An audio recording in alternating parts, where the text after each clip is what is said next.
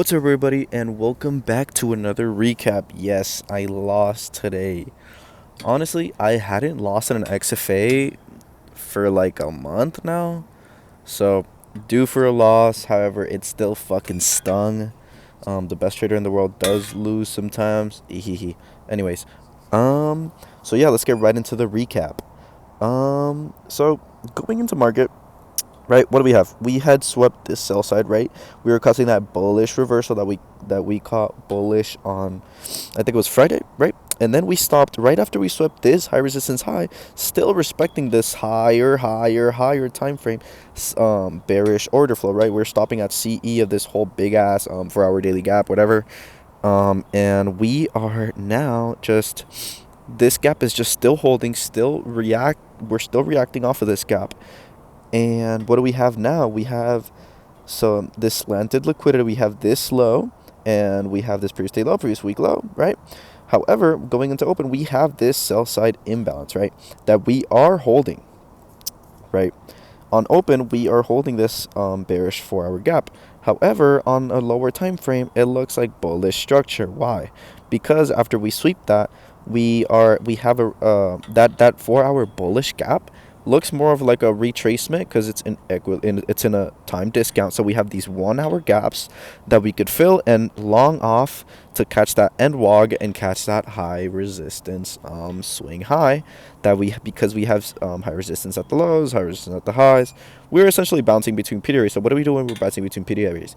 We set conditions. So what are we setting? We're setting these 1 hour imbalances, etc., and this 4 hour imbalance that I want to see either get ran through, for us to like not even stop at CE, just to super run through it or super respect it and run through these hourly gaps. So on open, what happens on open, right? Let's go. On open, we get an SMT to the end wog, right? And we're like, oh shit. But I am also thinking that that is either the manipulation to go and actually short, or that is either the lying liquidity, because we are also rejecting this swing high that we could come back to. So I'm like, regardless, I am still waiting for confirmation on my conditions. So we tap that actually like 1 hour imbalance, or the 2 hour on ES and NQ, and then we create this imbalance at 9:45, high time frame imbalance, a sponsored 5 minute, and we are mitigating it super hard. And I'm like, okay, like if this inverses, I will long. I'm not sure if I was gonna long, but I was like, okay, like if this inverses, I'm definitely more bullish today. However, we fully mitigate it, and then we completely wick it. We even close below the full gap, and at that point, I'm like, all right, bro, like this is so bearish. And why is it so painfully bearish? Because if we are at a 1 hour imbalance and discount, we should be running through a 5 minute bearish gap in a premium. That's like saying, well, you line up a whole narrative of high time frame and high quality state and price, and then a little 30-second gap, we're just respecting it. Why should we be respecting a 30-second gap on the opposite side of your bias if you are lining up such strong line of confluences to get your conviction in, right? So we completely mitigate this and respect it, and at that point, that I already have enough bearish conviction to be bearish for the rest of the day, to be honest. However, I'm still open. I never marry a bias. So then we take the 1 minute IFVG off of the that same gap. We retest and get an actual valid entry off, but it's at like 9:58.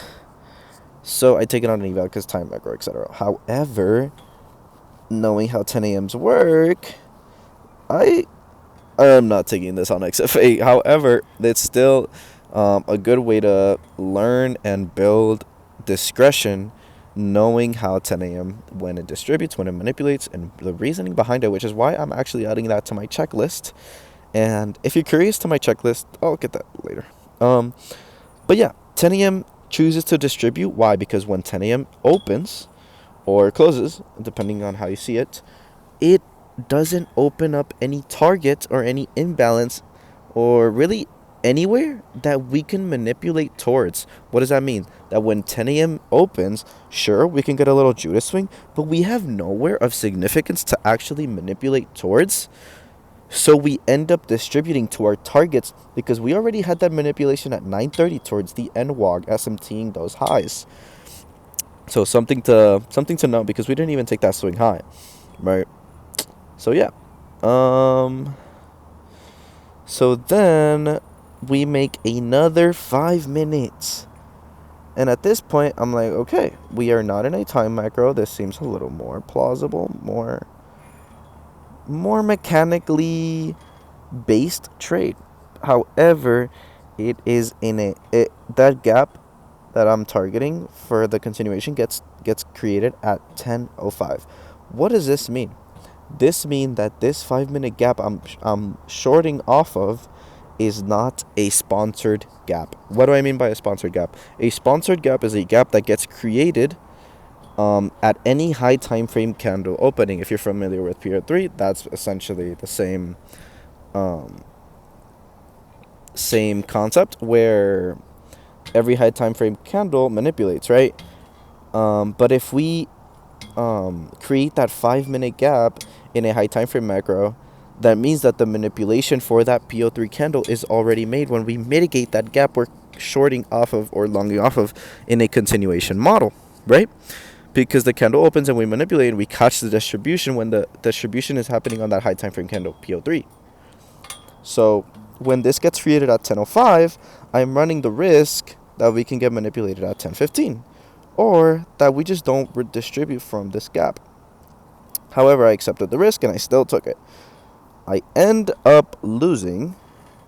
However, the trade idea actually plays out because we mitigate the same 5 minute after we get reswept and go to our targets and clear the whole fucking range. Even to, what is this, previous day low? Holy moly. So yeah, trade idea was right, trade bias was right. In my opinion, it's a good loss because the trade still played out. Regardless, even before that, I thought this trade was still very, very good.